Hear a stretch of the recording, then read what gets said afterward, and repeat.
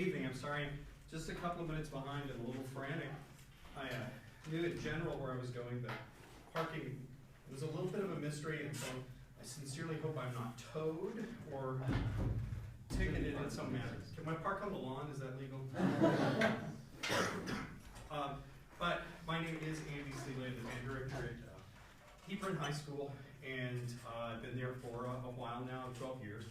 And I'm really honored to come out and speak to you today, although I have really no information that I think is going to be particularly significant. But nonetheless, I'm really honored to be here and honored to be invited. And if it's any consolation, I turned down a similar engagement at TCU to come hang with you guys instead. No, that's not actually true, but they did ask at the same time, and I had one weekend, and this is it, where that could be a possibility. So, in Caitlin, in describing this for me and visiting the Tyra just a little bit, those folks were telling me that really anything is pretty much fair game. And then what Caitlin had described for me is just talking a little bit about rehearsal protocol and that kind of thing. And you know, we've got some folks in the room here, Tyra and Kyle, and Chase, that I see on a regular basis, and they are probably, will dispute everything that I say in terms of its accuracy or its authenticity or its validity for any of that. But it is stuff that I think that is really important. And having a rehearsal framework and having a rehearsal etiquette for your kids. How many of you guys come from drum corps backgrounds? Okay, and so look how much of that, what is that? 80% of the class probably comes from drum corps backgrounds on all of that. And one of the things that I think we always have to keep in mind, that teaching high school band is not teaching drum corps. It's a different experience, it's a different expectation, and somehow we have to make sure that when you go into all of that as a young music educator, that you're able to differentiate that process. And that expectation, I'm talking about the student, parent, and community expectation even more than I'm talking about your personal expectations for it. Because no doubt you were associated with a successful high school program of some nature, or you would not be. There was something about that high school program that caused you to want to stay in the business. And there's something about your drum corps experiences that causes you to be willing to do all of the music ed hoops that you're going to have to jump through to be able to do all of that. But keep in mind that you're not in a position where you're getting a 3-hour visual block and a 3-hour music block and all of these other things that you grow up just being accustomed to doing in a drum corps situation. In a high school situation, you're not going to get that benefit. And it is a luxury to be able to do all of those things, and the people that you live and breathe with in a drum corps every day, that's what they're living and breathing for too. But when you're a teacher, that's not necessarily what your kids are living and breathing for, and what your community, more importantly, what your community is living and breathing. And when you've been around the block a little bit, you'll figure out where the communities are, that the marching band activity is important, and where band is important, and where, marching band is okay, but concert band is more important, or marching band is everything and we don't care much about the other one. And so what we try to do, at least in my neighborhood, is that we try to find a balance in all of those things, and we try to make marching about 30% of our lives. This time of year it's 100% of our lives. But in the overall way of dealing with the program, the overall way of dealing with parents and students and administrators, that's just 1/3 of their experience. I bring up the drum corps thing because I think there's some really valuable things that drum corps has given us. And most of that, I think, is really related to process and procedure, about things going on, how things are done, how all of the structures that really have to be in place for you to have a really great rehearsal environment for your marching band. I think so many of those things have come around through and because of the drum corps movement, and the drum corps movement from people like yourselves subtracting about 20 years that came through that movement and then tried to put those processes and procedures into high school programs. And so there are a lot of that I think is so super important. But we have an indebtedness to that movement, to the drum corps activity in that sense, I think. And then we also, people in the generation immediately older than I am. I know you can't believe there's a generation older than I am, I get it. But the generation of band directors immediately older than I am would probably look at drum corps as a negative experience rather than a positive experience. But I think it has provided so much of a great boost to music education in general because of what you guys experience and that you enjoy about that activity, that you are bringing that passion and that love of the process and the love of the excitement of the competition to all of that. So it's a two-way street, but coming out of college especially, I think it's very important that you try to separate that from whatever high school environment or whatever environment you end up as a teacher. How many of you think you're going to be a high school person as opposed to a middle school person if you had it? Yeah, I think I've asked that question in similar circumstances before. I would have said the same thing, I think, at your age, but I had a really great middle school experience and was a middle school head director for a time and had a really great experience in a team teaching environment. And I think that's really the most important part of all of that I learned is being in a team teaching environment rather than in some kind of factory setting, which is more like what the big suburban schools are doing now, and you teach on a middle school island and stuff. Okay, all of that being said, let's talk about the rehearsal a little bit. And you guys that I have some association with, stop me, question me, ask things about that. Don't hesitate about those things. Our rehearsals, for the most part, are really short. We have one long rehearsal a week. We have a 3-hour block, one 3-hour block. But we also have 4-hour and 15-minute rehearsals over the course of the week. And so in that hour and 15 minutes, it's pretty important that we are organized, although I can certainly poke holes in all of that, the things that don't go well. But it's organized and that we're communicating on the front end as an adult staff about what's going to go on. And so the things that I think are first and foremost important about all of that, and assuming we have a really short rehearsal cycle all of the time. Again, we're not dealing with a 4-hour visual block or a 3-hour music block and then grab lunch and then we'll do ensemble for the next 8 hours straight. And then you get some Cheerios and we're going to do 8 more hours straight, okay? Not going to happen exactly that way. But the thing that I do think is the most important thing for us in that really short rehearsal cycle, and I tried to jot down some things for you, or not for you, for me mainly as talking points about all of that stuff. I think the most important thing is the preparation that goes into that rehearsal. And I think sometimes it's really difficult in the course of the school day, as you'll find out later when you're trying to teach jazz band class and then you have marching band right after school and you're trying to balance, okay, I've got to do jazz band class and then we've got 15 minutes before we have a staff meeting and then we're just going to jump into, hey, that's pretty stable after all. Then we're just going to jump into marching band rehearsal because we rehearse after school. I think the thing that you're going to want to try to do is make sure that you're communicating really well as a staff about the expectations of that rehearsal. What are you trying to get out of that rehearsal? The goal for my rehearsal coming up tomorrow morning is to get some closer on the field. I mean, good Lord, it's the middle of October and we have like a third of the closer on the field at this point. And so that's my goal tomorrow is to get some dots laid down on the field. And so in order to do that, I need to talk to the rest of my staff. I got a percussion dude, got a guard dude, got the person that's handling the props, it's one of our assistants on staff, and we've got the person that's handling the majority of the visual marching fundamentals all the time. So in that hour and 15 minutes, if I've got 15 pages of drill that I'm trying to get out on the field in one form or another, meaning how many reps are they going to get on any of that? Are they going to get any reps at all? And we're just going to try to get some dots laid down. There needs to be some communication going forward. So our rehearsal starts at 6:30 in the morning.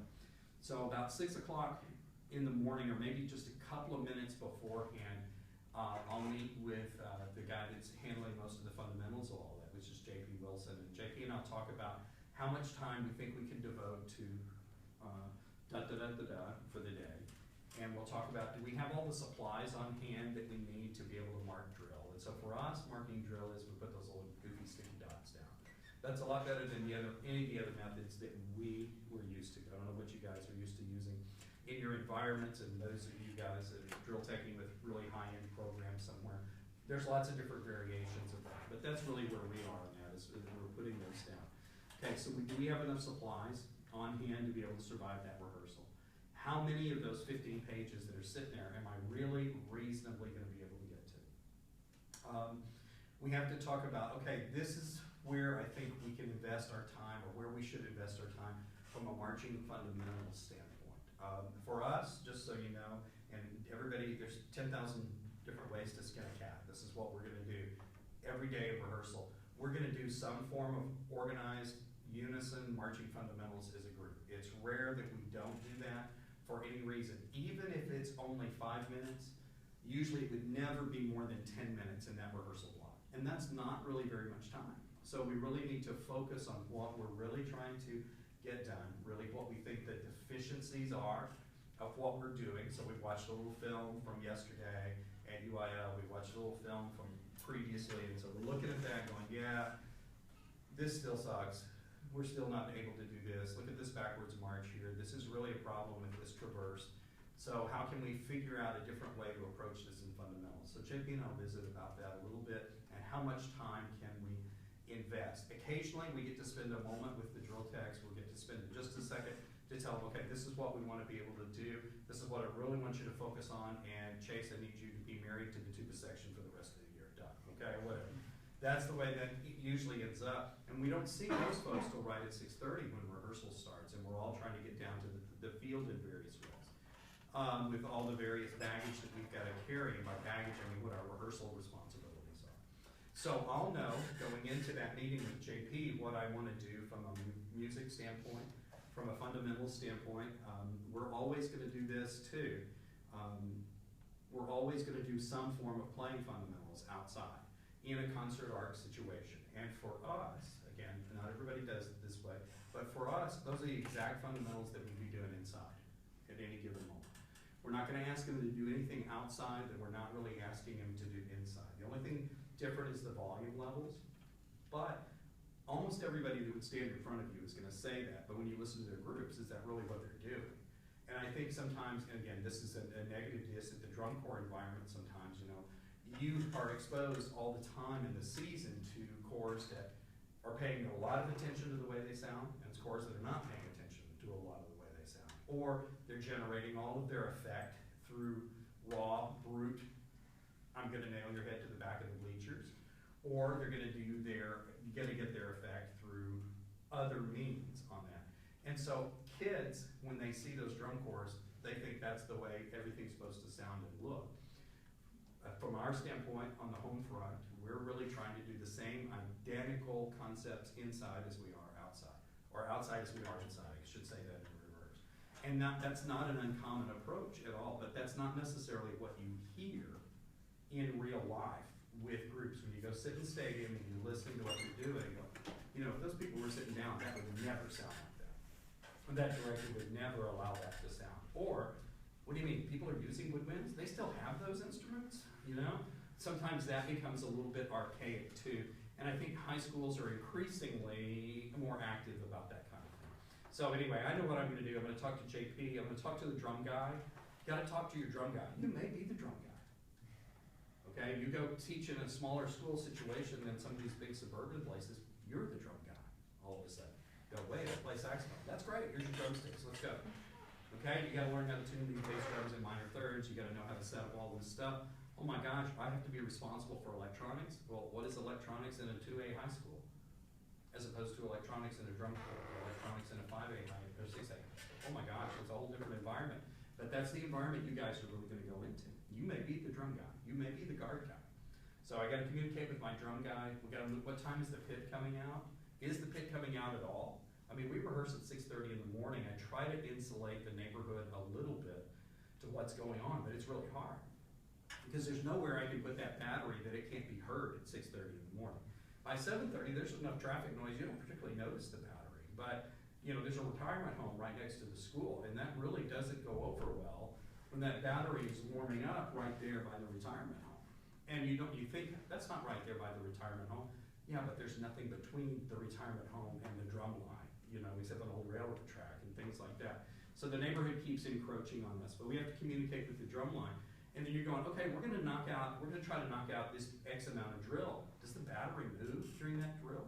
Is the battery elevatoring back and forth? Are they just kind of not doing anything? Are we gonna be teaching a bunch of choreography that the battery can't do, or can do, or is expected to do? And then there's nothing worse on the drum guy than going, what, we have to do some choreography? I didn't know, okay. Am I gonna have to water the parts? More importantly, can we actually do any of this physically with a drum on? So some things that you have to consider, and then you have to do, communicate with the guard folks, and the guard folks only got up at 6:25. They have to be rehearsal at 6:30, but they only got up at 6:25, okay? You know those people. And so they're like scraggling in, and the last people to communicate with, and they're suddenly like, what do you mean you're learning drill? I need to teach this choreography. When are we gonna get this drill learned for our kids? Well, that's a problem we're gonna have to work on. And so those people kind of operate on a different schedule sometimes. But going into that rehearsal, there's a lot of communication that goes along. And so if you're not, this is not something, Kyle gets to see a little bit of this in the mornings when he gets there, since he's student teaching in our neighborhood. And then Chase and Tyra get to see a smaller amount of that because we're just scurrying around. By the time we get to see them, we're just scurrying around trying to make sure the kids are in place and that we're able to start the rehearsal. We haven't had the opportunity very often to communicate with them, mainly because it's really early in the morning and they're coming a long way down to the gig anyway. Traditionally, we don't operate with a lot of techs. We haven't. This is the most drill techs we've ever had in the history of the program. And last year we had one drill tech that started the season with us and then got a real job, meaning a real job. He was not a music person. He was just somebody that had an interest in doing it. He got a real job and left, and then we went 2 or 3 years without anybody being in there. And then we've had some folks before. But because our rehearsals are so early in the morning, it's not necessarily an attractive drive, for those guys at, leaving home at 5:45 to get to the rehearsal at 6:30 and turning right back and having to get back to class. And so we appreciate that and understand that that's an issue for you. But all of those daily things have to get done going into your rehearsal. The other thing that's got to be in place in your rehearsal is, do you have process and procedure in place for how the kids are going to do things? And I get really aggravated when we don't do a good job of those kinds of things. We can mess up the music, we can mess up the drill, but I don't want them to mess up how we're going to try to approach things, or how they're going to march drill, or how they're going to try to execute their marching fundamentals. So you've got to be talking to them about, and this really goes back to summer band, and you'll figure this out too. From the first day of summer band, about what kind of procedures are you putting into place for them for how are they going to stand, how are they going to get instructions, how are they going to do their horns up and their horns down, what's their position of attention, all these thousands of things that have to be laid down anew. They have to be laid down anew every year. And so J.P. Wilson, who's doing our marching fundamentals for the most part, was not the person doing that the last several years. So we have to go back and revisit all of those things and say, okay, do you want to change any of this? Do we like the way this is going on? And so this year I felt like we got a little bit of a slow start on all of that, but we were still trying to ask the right things of the kids. We just got a slow start on getting that all in place.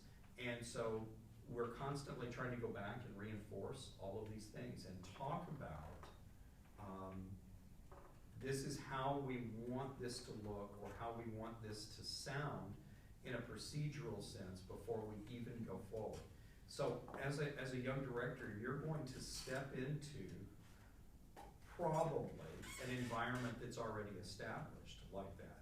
And it may be radically different than the environment that you grew up in as a high school student, or as you grew up in from the drum corps standpoint. You already experienced that a little bit. Doesn't matter whether it's right or wrong. It's just that's what's going on in your neighborhood now. Okay, you inherit a different system from whoever your head director is, or whomever the assistant director that's working in that program on all of those things. And the way we do things on a daily basis is just a product of years of trial and error many times, and it's always something that's evolving. Kyle, let me ask you a question about all that. You get to see that a little bit. What about that raises a question for you, or raises a concern, or a comment, or things that you would like to know about? Or, hey, hey, I think we should change this, because you don't get a chance to say that very often, and I don't mean to put you on the spot now. That's not the point. The point being, I want him as a student teacher to feel okay about saying that. I'm honored that he's student teaching with us. He's doing an awesome job. But he got to see all of that. If you have a chance, guys, student teach. How many of you are student teaching now? I know several of you are. Or I thought several of you are, besides Kyle. Okay, I thought I'd seen some of you on the road before. So when do you student teach? Okay. Next semester. For you too? An eternity. Okay, good. Yeah, you gotta write some checks before that happens, right? Okay, all right. All of that is really critical. If you're gonna student teach in the fall, if you're gonna student teach in the fall, get to summer band. It's messy, it's dirty, it's hot, it's smelly, but it's fun. But it also causes you a month of your life differently than you'd be student teaching if you're student teaching in the spring. But you get to see so much more. Okay, and many of you you wouldn't be here on a Sunday afternoon if you didn't have a real significant commitment to being a really good marching band director someday. Okay, to be really an asset on somebody's staff. And there's nothing worse than somebody that's not an asset. Oh my gosh. Oh my gosh, there's nothing worse than that. Okay, than having a body out there that can't contribute. Okay, but if you have the opportunity to get involved on the summer band end of things, if you're going to student teach in the spring, do that. You're going to student teach in the fall. Absolutely do that. Now, is that going to cramp your drum corps style? Yeah, it might. Might, depending on what your age out situation is, and more importantly, because you should have already aged out probably at that point, but more importantly, if you're going back and trying to help in some way, or you're going to be the third assistant truck driver or whatever. And all of those things are really important, and you're going to learn a lot of stuff doing that. But for the rest of the 35 years that you're still going to be active in the business, getting in on the summer band part of that's really important. So important. Subsequently, if you have a middle school assignment, getting in on the beginner, open the case the first day. Oh, I tried to put my clarinet together overnight without instruction, and I broke all these 3 things off of it, and it won't play, and it will go together now, more or less play, and all my reeds the dog got, and all of that stuff. It goes on to the middle school level. You need to be in on that too, if you can. I student taught in the springs back in the dark ages. I wish I'd known the difference and thought about that. I was just trying to stay on schedule and all of that, and I don't know how much control you have. But student teaching in the spring is a whole different animal because you're embedded in the solo and ensemble process, and that's a big deal too, and a difficult deal. But it's not the same as starting, and because you have an interest in the marching band thing that's keen at this moment, do what you can on the fall one to get involved as early as you can in the process, because it's really important. Anyway, Kyle, did you have any of those things, or an observation that you had that you liked or you disliked? And it's okay if you disliked it. What I really like about the way Hebron runs things is there's such procedure. Like, it's always going to come from Mr. Seeley. He's always going to direct their attention to something. He'll put somebody else in charge of a project, but it's always information from the tower. Okay, now let's look over here. And there really is a huge process to everything. It runs like clockwork. I appreciate that comment, and I'll give you the $5 I promised you for that comment. So that's awesome. I think that's great to hear, because you always think of you guys that are coming from really glamorous drum corps and really glamorous high school programs, and Hebron, at least for us, we're really blue collar. We just get in there and get dirty and try to teach good and try to play good, and okay, let's go, let's try it again. 10,000 times it's still wrong, but okay, maybe 10,001 we'll get it, let's try again. We try to approach it from a really blue collar standpoint. And I think you'll find in the drum corps that are really good, those folks are really big on process and procedure in the places that you look at and the places that you work at. And every time there's a staff change, those drum corps, they may change the whole staff at one time like that, then all of that has to be reestablished and reset. And so I do think that any opportunity you have to stop and ask questions, to stop. I never get a chance to visit with Chase. never get a chance to visit with Tyra and just sit down and go, okay, get to visit with Kyle a little bit, but really we're still running around pretty much, or at least I am. I have some other responsibilities kind of along the way with TMEA and keep me pretty darn busy, and so I have to run around a lot and do things. But I don't get a chance to visit with those people, but I love it when they ask me questions. And so when you're in those environments, those of you that are out there and that are already teching in places and already working in places, ask questions. Ask the why. The why is much more important than the what in all of this. What to do gets you by. Being able to answer the why is what really makes the kids better, and what makes you better as an educator later on is being able to ask the why. And so I always tell our student teachers, I didn't really have this drill tech conversation, but I have it with the student teachers, that you're going to learn just as much what not to do as what to do. Because all you're going to see is what works for us at a given moment or doesn't work for us at a given moment. And you'll get a chance to see all of that and ask questions, and then when you're faced with a similar situation, we say, well, did it this way and it didn't work, and we did it that way and it didn't work, and then this way it did, but I still have the same three options as a teacher. Am I going to go all three of those routes? Or am I going to go the one that already works? Or am I going to go, I've got a different situation than what I was experienced with as a student teacher. Anyway, I digress onto all of that from a rehearsal standpoint, because you can't do anything in your hour and 15-minute rehearsal with all of that, without all those procedures being in place. Okay, so in the places that you're teaching, in the places that you want to look to teach, if you have any screening of that, meaning you as an educator that's going to go in and student teach, or you're trying to drill tech somewhere, try to go to a place where those things exist. There's about 1 billion of them that are really good in the North Texas area. I mean, there is no shortage of awesome bands, and you know, finding really great band directors hanging around. They're a dime a dozen. I mean, all those people are so fabulous. So just take advantage of those opportunities that you have. Getting back to the rehearsal, which is what we're really talking about, I do try to take the responsibility for directing a lot of things. Sometimes it means things take a little bit longer because I want all the communication to come back through me. Like if we're rewriting 14 pages of drill like we were last week all of a sudden, and having to start over on something, well, then we still need to start over on the planning of all of that. And just because we learned some choreography that went with these pages, from the guard standpoint, it doesn't go with what they're doing anymore. And they have to learn those pages, but suddenly they have to learn new choreography, and how are we going to build that into their schedule? In the places you're teaching, the guard rehearse differently. Caitlin, or are y'all all rehearsing together? So drum line, Scott rehearsed the drum line separately. Different rehearsal schedules. You know, we rehearse those separately, but almost always on 3 out of 4 days that we're rehearsing, we're all together in the same time frame. Now that doesn't mean we're doing the same thing.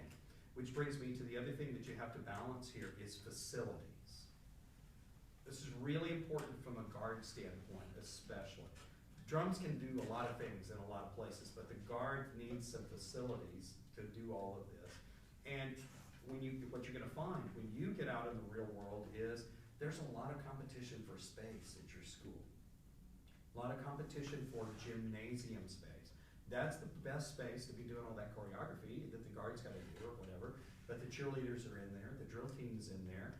Oh my gosh, basketball season runs 24/7, you know, because they have open gym. Even though they can't legally be practicing, they're running open gym just huge amounts of time. And okay, so there's 5 gyms at Hebron, but it's really hard for us to get a gym ever in the schedule. And there's 4 volleyball teams, you know, 2 freshman teams, a really incredibly good varsity team that's like number 3 in the state or something like that. So me asking for a gym when they need to practice, that's not going to happen. And that's not just with the fact that they're really good. It's a priority issue that the athletic folks are always going to get the priority on those things. And subsequently, I should get priority on the parking lot, and which usually happens, but not always. So you're going to find that you're going to need to juggle facilities and communicate facilities. So suddenly at 6:30 in the morning, I have no gym. I have no place for the percussion to be. I have the band hall and I have the practice field and other places we can get around the school. So the guard rehearses in this area we call the pit, not to be confused with the super pit, because this is actually a pit. It's a water retention pond on the campus that is mostly dry unless it's been raining, and it doesn't rain, super often. But it's got a chain link fence around it. It looks like a cage. It's sunken about 8 feet below the ground. It's a great place for the Guard as far as I'm concerned. I don't have to see them. They're out of mind. Out of sight. They can be on their God block all the time. That's another thing that you juggle all the time is listening space. Because the battery can rehearse right next to you with space, but they can't rehearse right next to you and you'd be able to function teaching drill. Or you're going, I need to tune this chord, but all I hear is 8 on a hand. And that's all the kids can do. Well, that's fine. They got to play their 8 on a hand. So you have to figure out a way to balance all of those kinds of things and get a space that you can rehearse for everybody. And on Tuesday nights, we have a Tuesday night rehearsal that's long. This is the rehearsal that is so frantic, actually, in all of ours. And a couple of times it's been near disastrous, in my opinion, because we were getting drill like the moment we were walking out on the field, we're getting drill. We're trying to find space to teach choreography. We're trying to find space to teach the Guard. The brass has X amount of pages that they have to move that are fairly intense. The woodwinds have X amount of pages, but they don't necessarily overlap. So there's a moment that the woodwinds are going to be standing around for 20 minutes while the brass try to do some pages, or the woodwinds and the same thing. And so I'm really fundamentally against people standing around not rehearsing, as long as we're going to drag them out there. So how do we try to balance all of that? Okay? All right, so that's what's going on. And then you need to have what is your goal for the rehearsal? In our neighborhood, again, because I don't have a 3-hour block of anything, every rehearsal is both a visual rehearsal and a music rehearsal.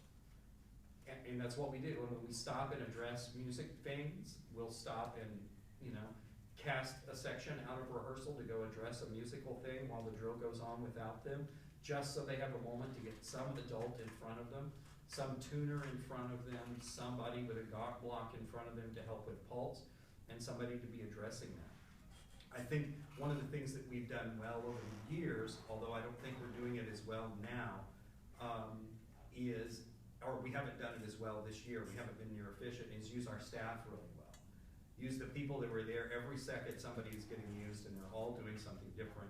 And we all knew that going into rehearsal. Right now it's a little bit more reactionary, where I'm giving Chase something to do, reacting to the fact that we just got this drill a couple of minutes ago, and we just discovered the tubas are gonna have to do this, and the trombones are gonna have to do this, so there's a big pathway collision issue that, okay, we're gonna have to study it and work on it on the fly. Or I'm having to say, Tyra, we're gonna have to do all of this choreography. I want you to go with the woodwinds so you learn it. I'll send with a director to try to film it so we have a film reference of what we're teaching, and then we'll throw it back in. And then we'll do some things in class to play catch up on that. But the marching band rehearsal of 1 hour and 15 minutes, 1 hour and 20 minutes is really short and goes by fast. And we really do try to invest the time in marching fundamentals a little bit every morning and a little bit of playing fundamentals. And we also try to, and this is important, that I know your drum corps do this, you got to do this too, and as high school directors, we don't do this near enough. In visual fundamentals, make them play the horn. In concert arts, make them do their choreography, make them do their step outs. Step outs are the easiest way to do it, and we do step outs with everything, but make them do their choreography as well. Okay, questions about any of that stuff? Points about any of that?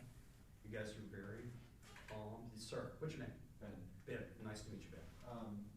When you're working on music stuff, how do you make sure that it's consistent throughout, I don't know the phrase, like the 13th chair, the 13th band? Okay, we really do take steps to address that. We'll do music in the concert art setting, but I'll also do it in the indoor setting. I do a lesson plan every day for the other 2 band classes. We have 2 classes. The 3rd and 4th band are combined, and the 2nd band is freestanding. And the 1st band is a little bit weird because we soundtrack a little bit for the Guard, just so you know. So what I'm saying doesn't necessarily apply to the 1st band indoors, because they have to spend a little bit of time outside with the Guard every day to try to soundtrack a little bit for them. Anyway, that being said, I do a lesson plan every day, and included in that lesson plan, and I write it down, I give it to the other directors, and we go over it just briefly. We used to go over it during our 20-minute lunch hour, which was at 10:30. But our lunch hour is changed this year because like our schedule has changed, and we have block lunch now, and we have lunch duty, each one of us during block lunch, and it didn't used to be that way. So we had about 20 minutes together to plan for this. But now I do write it down and we go over it, and so we're working on the same things in the second, third, and fourth band class about this is the fundamental that we're working on this week. This is the tunes that we're working on. Oh, we need drill team tune.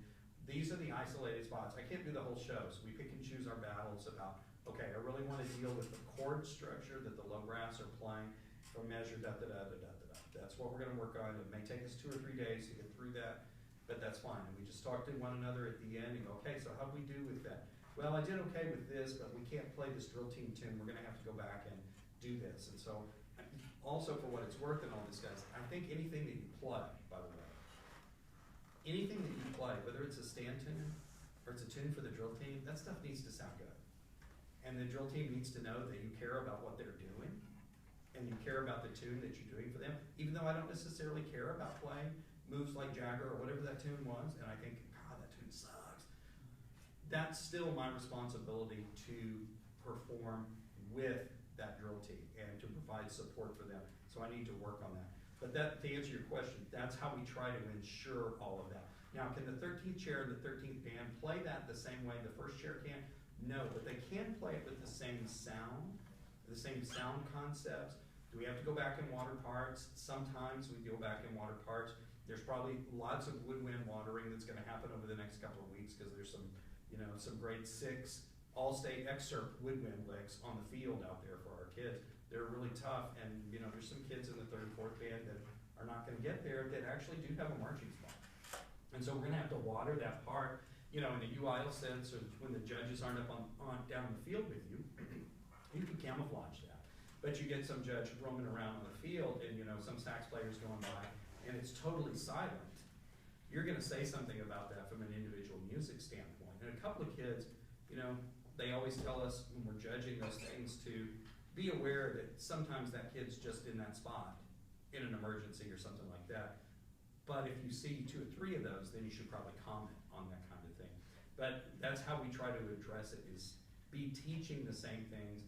And what we're teaching the high brass and the top band is the same things we're trying to teach the high brass in the 4th band. Sometimes the retention rate's a little slower. The ranges are, but we keep trying. Absolutely keep trying. That's a great question. And something that you absolutely should be doing and have to find a way to address. Because everybody expects the top band kids to play. What you're going to make your marching band sound good is for the 3rd band kids to play. The 3rd band kids able to march and play their part. And I really do, philosophically, I don't believe in standing around a lot. Meaning, I want our kids to march and play. I don't want our kids to dance and play, or play and then dance, or dance then play. I want them to be able to march and play. So we spend a lot of time on the march and play part of that. And I know that's not the direction the activity is going necessarily, but when you look at the drum corps, you always see that as the front edge of whatever that's going. And some drum corps are going back the other direction, where they're spending more time marching and play. And the high schools will react to that in a couple of years or whatever. Anyway, that's what I'm thinking. Other stuff, guys? So that's a great question, ma'am. I came from a high school where we only did afternoon rehearsals, so the idea of rehearsing during class, going out to the field, do you guys do that? That seems new to me. Yeah, we do that, but we have a blessing that we have access to our field. Now, in the 3rd and 4th band class, that is about 20 minutes worth max. In our 2nd band class, that's about 25 minutes max. And in the top band class, nobody's out there. We can keep playing with the color guard out there if we need to on that. And so we do have that luxury, and we do also spend, because we're teaching the same fundamentals indoors and outdoors, literally all of our fundamental rehearsals would look the same. Now there's a level of detail that we're trying to get indoors that I can't really get outdoors. I'll mention it to the kids. I'll say, look, you're really changing colors when you go to your B natural here. You're not really playing that octave correctly, and that note has got to be flatter because it's da-da-da. I can do that indoors, and I'll stop and root around and all of that stuff. But I can't do that outdoors many times in that context. So I'll just make a little list of things that I'm hearing outdoors that we can attack indoors. And I don't have any, some people will be playing an October concert. I'm not gonna play an October concert. I'm gonna keep working on those things, and we really do have, and like the kids' music folder has about 40 tunes in it, and we're playing about 30 of them. We're just a couple short of what we would normally do this year, because I spent so much time during summer band. What tune did we have to spend like forever on in summer band? It was so irritating. Was that Runaway Baby thing? Yeah. Something. We had to spend a lot of time on a tune or two in summer band, but we normally, I mean, if you go see what the kids have in their folder, it's about 40 tunes, and we'll play about 30 of them, or 32. And I keep a list of those in my back pocket on Friday night, and I have check marks by them and minuses by them. Like, don't play this tune unless you have to, because it hasn't been played in 6 weeks and it's bad. Or all of these tunes I think we're competent on, and we can hold our own. So we use that as a supplement to all of that. But we can get outside. Several other schools I know can get outside too. Not everybody has that luxury. Some of them can. The thing you have to juggle is changing in and changing out of clothes. You know, trying to get their clothes changed, suiting out. And at least most of your band neighborhoods, we don't have locker rooms or anything that we're using for that sort of stuff. There's no locker room. You know, kids are changing in the bathroom. Heck, they'll be changing in the practice room if you don't stop them and try to remind them, you know, and they'll be leaving all those nasty clothes in their cubby for years at a time. There'll be mushrooms growing out of it and all that stuff. So anyway, it's a luxury that we have, and it's a luxury that I hope we continue to have. But you never know how the school grows, and at least in our school's case, when I first got there, there was all these open fields around the school. I mean, it was totally in the middle of nowhere. There were cattle behind the practice field. I loved it since I grew up. My secret life as a cattle rancher in my youth, and we could see deer out in that field. We could see the coyotes out in that field. It was awesome. And there was just that little train track out there that comes through rehearsal 3 times a day, whether you wanted to or not. But now there's houses in the middle of all of that, and these are not little houses. These are like $500, $600, $700 houses, $700,000 houses that are sitting out there, plus a retirement home. I'm sure those folks love it. So when we lose that ability to rehearse early in the morning, it'll be harder for us to retain that parking lot swatch that we have. We used to have a great practice field before they built the freshman center, and then we got moved over by the stadium on this really unlevel, uphill, closer to the railroad tracks and right up against the stadium place. We used to be really out in the middle of nowhere. It was awesome, and it was right by the band hall. Now it's, you know, a quarter of a mile to the practice field for us all the time. What else? Anything else? Yes, ma'am. Could you go into further detail regarding your fundamental program? Music or marching? Music. Okay, you know, well, from a music standpoint, you know, I was really fortunate. I did a clinic at Midwest about 3 years ago on that topic of, by request, specifically on that topic was how to get your outdoor band to sound like your indoor band, kind of thing. And that's the way we approach that. But really, we spend a lot of time. First of all, I want the kids to know how to sound good on their horn. Everybody's going to not have the same technique level. Everybody's not going to have the same desire level to be good at their instrument. And most of the kids, you know, in a drum corps situation, all those kids are paying to be there. They want to be there. And they want to learn to play their horn, and they want to compete well. But when you are teaching in a public school environment, those kids are happy to be there. If they're not happy, they're going to quit. But they're not necessarily into playing their horn. You know, they're there because their friend's there. They're there because they needed something to do, and their parents wanted them in some structured activity. And, you know, otherwise they're going to knock off a convenience store. So they're going to be, you know, in the band program instead of knocking over a convenience store or something. But from a music standpoint, Caitlin, we really do try to approach it the same way and try to stress that the woodwinds and brass have equal value, and that when we do whatever we're playing, you know, if we're playing a concert F or whatever it is, that we can hear all the color of the instruments, and that you can hear through the sound to get to where the other instruments are, about talking about transparency, talking about playing under control. I think we can play plenty loud. You know, we can do plenty loud. We can't do plenty loud without distortion yet, but we're getting better. And so you have to work on that you have to approach that from both ends of the dynamic spectrum, being able to play really soft, because until they can identify what they can control, they won't be able to respond when you say they're distorting or something. We do singing outside on the field. We sing our intervals. Inside we sing our intervals a lot, and I play them on the harmony director gizmo with them to try to get them to play a true interval. So we'll be doing just intonation there, so that we are adjusting that. And once we play indoors, for outdoor stuff, I'll stick mainly we'll play, it'll be concert F related, meaning all the Remingtons are F Remington related and stuff. But indoors, we're already playing those in fifths a little bit, and we're playing those in different keys. So I think that one of the things that's really important is whatever fundamentals you're doing, you can't just do it at one place and at one dynamic level. One place being, if it was all concert F bass, which is the most common place to base that tonal center. You've got to be able to do that on F sharp, and you've got to be able to do that on G, etc. And so from an indoor standpoint, if you come watch us in the spring, especially in the spring, but all the way into December, and with the top band, it's even starting now, where we'll be playing those notes playing all our fundamentals on different pitches. In other words, we're not going to play an F Remington, we're going to play an E Remington, or we're going to play Remington starting on G, or whatever, and we start playing in fifths. But for us, again, the important thing is to approach it the same way in terms of the kids making good sounds and being able to hear all the other instruments. And then taking it out on the field and treating it the same way in the concert arc. I know some people, there's lots of different ways to rehearse your concert arc situation outside. We literally use the same arc they would be sitting in inside for the most part, except to adjust a little bit. It's not ideal, but we adjust just a little bit for that setting. And so I want the kids to be able to hear all those other instruments. Can they hear the tuba when they're playing? More importantly, can they hear the baritone when they're playing? Can they hear the second mellophone line? Are they aware of what that is? And so we just try to bug them about it a lot. And it really amounts to just bugging them about it.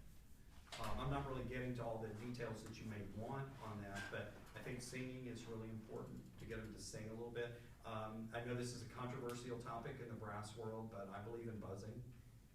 Okay, I believe in that. Maybe it's because I'm a clarinet player and I don't care. But I believe that those guys need to be able to buzz those pitches. I think it can be done badly, and I think you have to address it and monitor it and pay attention to how they're doing it and how they sound and what they're really buzzing. And outside, I can't do that very well, but I can do that inside. We talked about what that buzz sounds like and all of that. So I like singing, I like buzzing and all of that. I like being able to play in multiple key centers and like being able to have them play in fifths. If you can get them to hear an open fifth, what that sounds like, then you've got a shot at every other chord. If you don't have a shot at the fifth and what they're doing, even from a marching band standpoint, there's no chord that you're really going to get to be pristine and have a really huge ringing resonant presence unless they can pay attention to what the fifth is and all of that. And then from the marching band standpoint, there's a lot of us that pay lip service. I say lip service, straight leg technique is what we're using, but we're not using it in the strictest sense of the way that the cadets would be using it.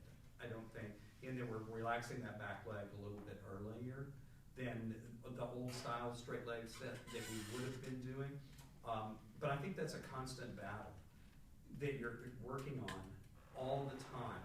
And you can see it in your kids. When they're out on the field, you just stop and watch for a minute and watch 10 kids in a row, watch 5 kids in a row, execute the same move, or just march across in front of you. I was noticing this last night at contest, watching some trumpet players.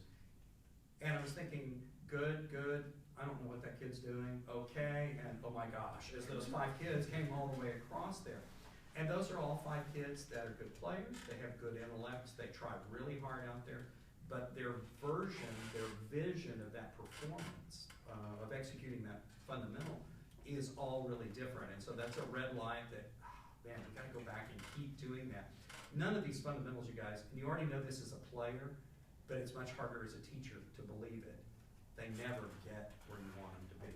You have to keep doing it. And you do that in the practice room already on your own, and you keep working on that. The thing I found that's really helpful is, as soon as you're about to get really down on your kids for their fundamentals, just stop and make the ones you're doing harder. And then the one that you're so worried about will get better. And if you just stick to that one, and you keep beating on it, and you keep beating on it because it's not getting better, it doesn't get better. You have to let them mentally and physically go on to something else. And I found that if I do something harder, the one that I was so worried about will get better. But if I just sit on that one, it might get better, but I could spend all year on that one thing, because no, we won't get 100% on that no matter what. So we're trying to use straight leg technique on all of that. We're trying to get upper bodies much better. I think the thing that we all find, you probably find this as a performer, whether you admit it or not, is the slides are just really hard. And in a high school marching band, because you have such different instruments in your hand, you got this one, oh my gosh. This one right here, if you're gonna do this one by the book, you're gonna kill somebody. You know, there's gonna be some little flute players in traction. Okay, this one is really hard. So some of the compromises I have seen on that is to push the instrument forward a little bit, so you have a little bit more control of all of this. But if you're really trying to keep all this pulled back, like we teach in beginner bands sometimes with all of that, then what you're doing for them on a slide is really hard. And then trombone, you can really, your drill writer, if they're not paying attention, you can put your trombones in some really bad spots too, about where they're trying, you know, if they're trying to be out in 4th, 5th, 6th position, trying to do some things in a slide, that's not working going across this way because they can't do that. So sometimes you're having to fudge some things about backwards marching, forwards marching with those trombone players. For me also, I used to march concert French horns on the field. No mellophones. Okay, this is back when the mellophone was a really incredibly awful instrument. It's much better now. But rather than go down that road, well, I mean, we think it's much better, right? If you're a purist, you still want to put them in a big pile and burn them, I know. But I used to march concert French horns, and you talk about an instrument that puts you in a compromising position. You're either going to see it or you're going to hear it, but you're not going to do both at the same time. And how that affects your uniform and all of that. So if you choose to play those, you play them as a specialty instrument or something like that. That's a whole different matter, but I was trying to march 16 of them at one time or something like that, and that was just ludicrous. That's been a while back, you know, about 15 years ago. But I liked the way they sounded, but you never got the punch that you get out of a mellophone section on that.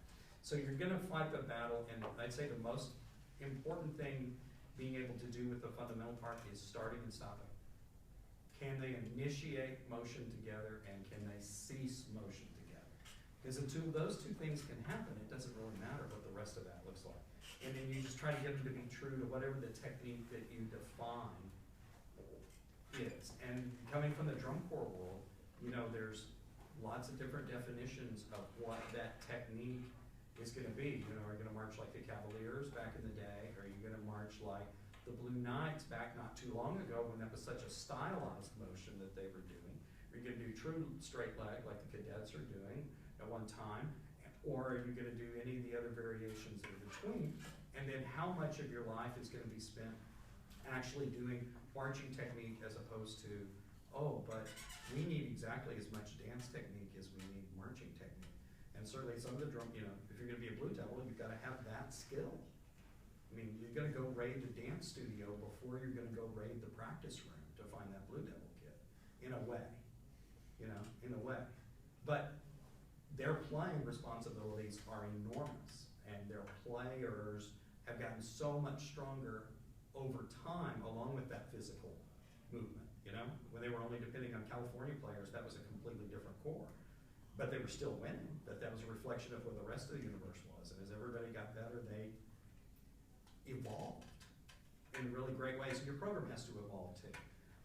Hopefully our program is evolving, and the changes that we make hopefully are always good changes, but you never know, and you have to keep looking at that. I think the years that I'm most unhappy with marching season, regardless of how we did competitively, are the years that I don't think we improved as an ensemble.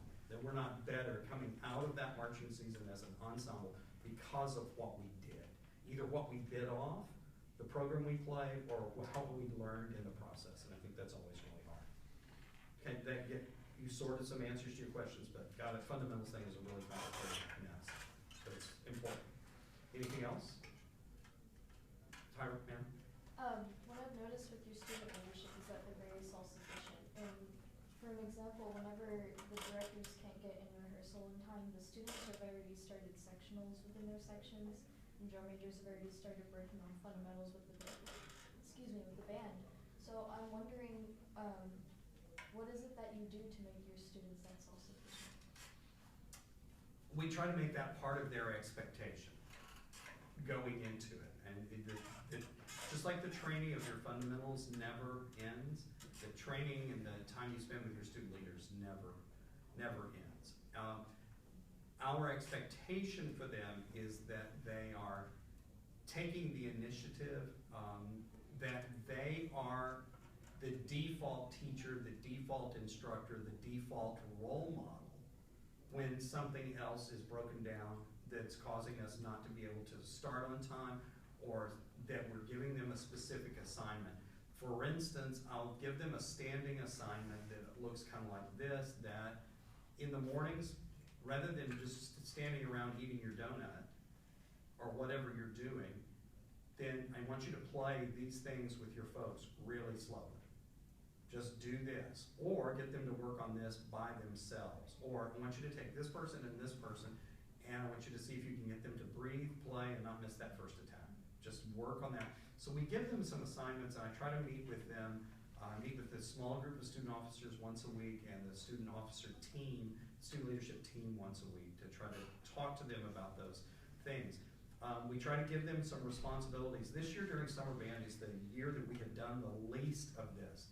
JP and I talked about this, that we needed to get back to this. Normally we'll give the student leaders an assignment to teach, that this is what we're going to teach today in fundamentals, and we'll review that and teach those kids, coach them up ahead of time before we start class proper. And then during that class, we'll let them go to their section areas and work on that independently a little bit.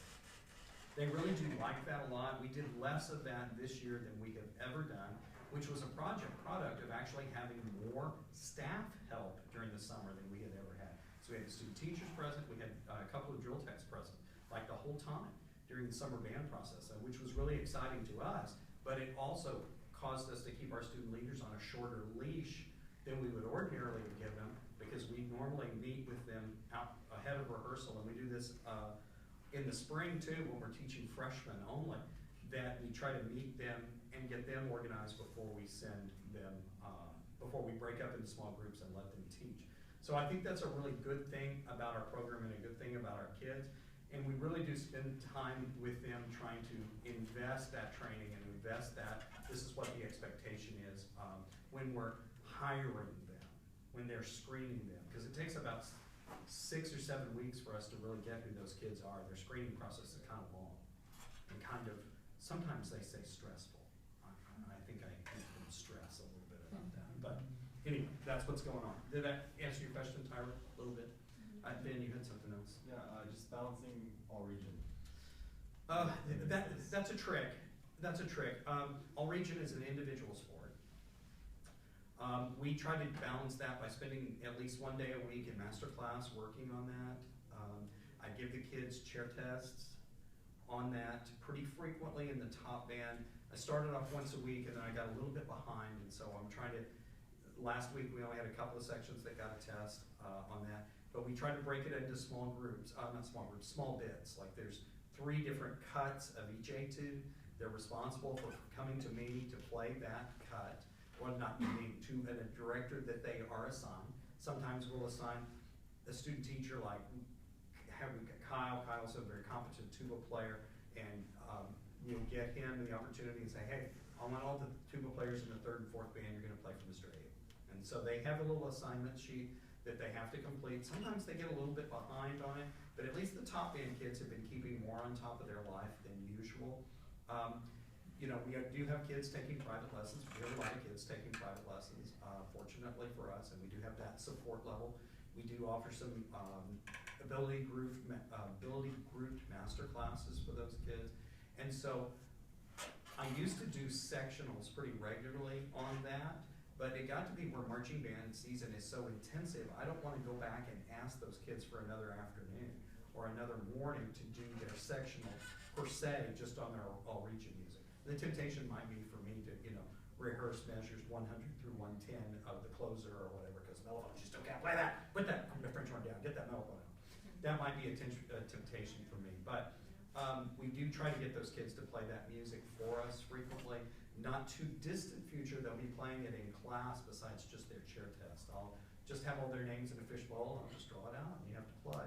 And then I'll let them pick the next person, so that always becomes some little extra high drama that I can pick the first one, but they can pick. So suddenly all those little things that they're offended by, that somebody called them a bad name, or they got a failed inspection or whatever, you play your music now. That's what, and so it's all good natured, but if they practiced 5 extra minutes because they knew that was coming, that was totally worth it. But that's mostly on their time. But we do try to hear those and then try to make sure that the adults are screening all of them. On that, are the master classes taught by you or by private instructors? Well, we do most of it by private instructors. This year we're doing it all by private instructors, people that we contract that are on the staff. I'd rather the same information be coming from the same person. In other words, I'd rather not have somebody that's not teaching privately providing that information. So we have that. That's something, and it costs a lot of money to be able to do that. So that's a lot of investment that we're making in that training process. And so that is the private lessons. Although there have been years where, oh man, we don't have anybody that can teach this class to the second band or this class for the third band. And so, like, I was doing double reed master classes over the years, a couple of different times, and one of the other staff members was like, yeah, I've got to do the trumpet master class for this class period all the time because nobody can get that one covered. So we just divide up the staff to try to make all that happen. But most of it's the private staff, private lesson staff guys. Anything else? I don't know how we're doing on time, and I don't know what your expectations are on that. I don't want to keep you from your daily business. You doing okay? 6:02. Well, that's probably about the extent of our time limit. Any other questions, guys? Again, I'm very honored to have been with you. You've been a really great audience and asked nice, good questions. The folks of you that I do know, I'm very proud of my association with those kids, and they're doing great work for us at Hebron. Thank you very much. All right, thank you guys.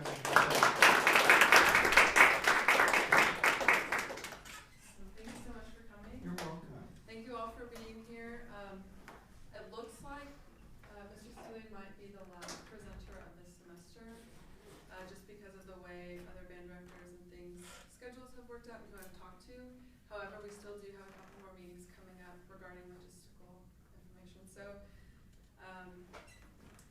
we're planning on having a watch party for UIL State and for BOA Grand Nationals. I'm still working on coordinating that and like where it'll be. And there probably will be like a donation pile since that does cost money, and I'm a college student who doesn't have money. So just keep that, if you can't go and you want to watch and you don't want to pay like $50 to watch, we are going to have like a little get together just like we have before. Shirts are coming, I'll have more information about that. And we will be making thank you cards, but you don't know that. So those will be coming too, so if you want to write a personal note for any of the presenters that have come, keep that in mind as well. And the last announcement, we are making more headway with making Marching Arts Forum a part of Music for All. And if you're like, what does that mean? Basically, you might start seeing Marching Arts Forum, you might see Marching Arts Forum meetings happening at BOA events, which would be really cool, where it would look something like, if you're a college student who just wants to go observe for the day, you go observe, and then like during the dinner time, you could go meet with the director and have like something like this with one of the directors that are competing that day. So that would be really cool. And there would be a database of Marching Arts Forum meetings from all the colleges that you could just go look and say judging, and then you could see Mark McCahey or Gary Markham or someone in Indiana that would like to speak. So it's really exciting stuff. I'm really excited. So yeah. Thanks, Caleb.